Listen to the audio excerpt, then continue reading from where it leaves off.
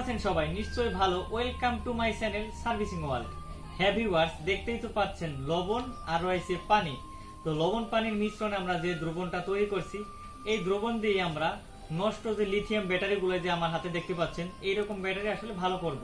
তাহলে আজকের ভিডিওটা না টেনে সম্পূর্ণ দেখার অনুরোধ রইল। তাহলে চলুন দেরি না করে ভিডিওটি শুরু করা যাক। হ্যাঁ ভিউয়ার্স, প্রথমে আমরা কিছু লিথিয়াম ব্যাটারি নেব। তো দেখুন এখানে অনেকগুলো লিথিয়াম ব্যাটারি রয়েছে 4 ভোল্ট। এই প্রত্যেকটা ব্যাটারি অনেকটা ভালো আছে, অনেকটা খারাপ আছে।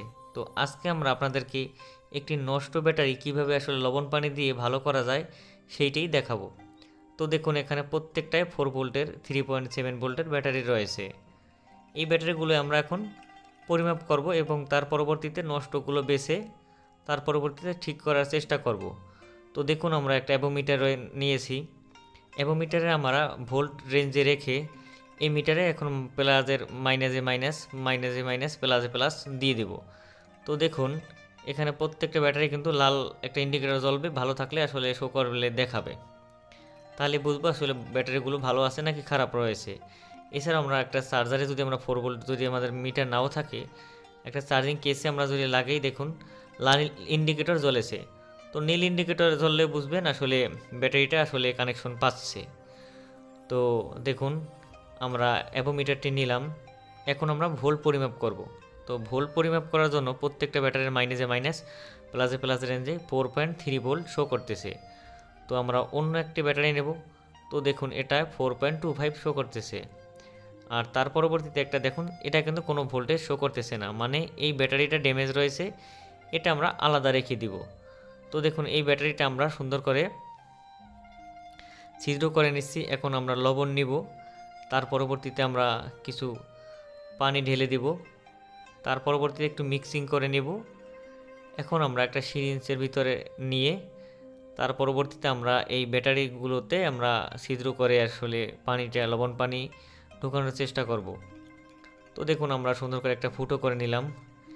এই ব্যাটারিগুলো আসলে যখন অনেক দিন মানে ব্যবহার করা হয় তখন ভিতরের অ্যাসিড অথবা পানিগুলো শুকিয়ে যায়, তার পরবর্তীতে কাজ করে না। তো দেখুন আমরা ছিদ্র করে সুন্দর করে লবণ পানি আসলে মিশ্রণ করে ভিতরে প্রবেশ করিয়ে দিলাম। এখন আমরা অন্য একটা ব্যাটারিতেও আমরা সেই একই কাজ করব।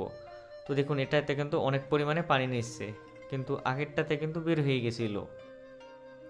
তো এখন আমরা যে কাজটা করব, দেখুন কানেকশন করা কমপ্লিট, পানি আসলে প্রবেশ করা অনেকটা হয়ে যাচ্ছে।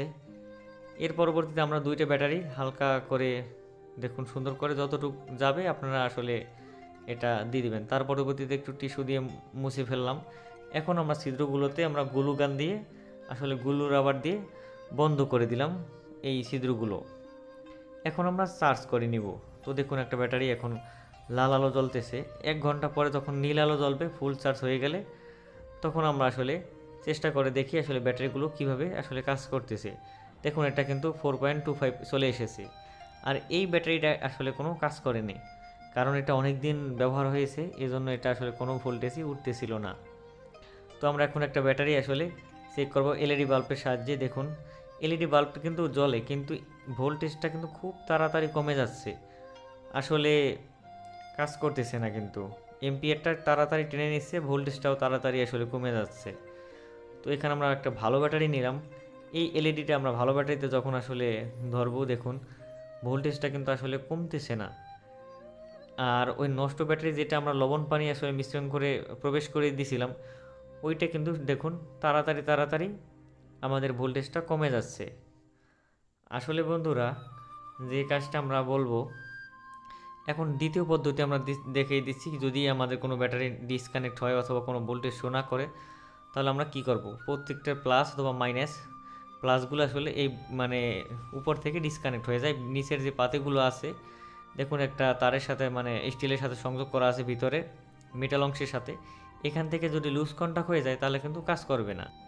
হ্যাঁ ভিউয়ার্স, লবণ আর পানির মিশ্রণে আমরা যে দ্রবণটি তৈরি করেছিলাম, এই দ্রবণ দিয়ে যদি আমরা এইরকম এই নষ্ট যে ব্যাটারিগুলো আছে, এই ব্যাটারিগুলো যদি আমরা আসলে কাজ করি, আসলে এর ভিতরে প্রবেশ করে দিলে এটা আসলে কিছুই হয় না।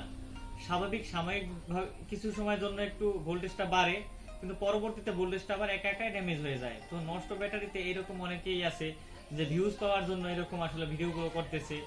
আসলে এটা বর্তমানে আসলে কোনো কাজেই দেবে না। তো আমরা চাইবো যে একটা ব্যাটারির যে মেয়াদ আছে, মেয়াদের পরবর্তীতে এই ব্যাটারিগুলো আসলে তেমন কাজ করে না। আপনারা চাইবেন যখন কিনবেন, ক্রয় করবেন, তখন অবশ্যই ভালো মানের ব্যাটারি দেখে কিনবেন। আসলে ভালো মানের ব্যাটারিগুলো দেখার যে কন্ডিশন আছে, এইটার জন্য আমরা নতুন একটা ভিডিও নিয়ে আসবো।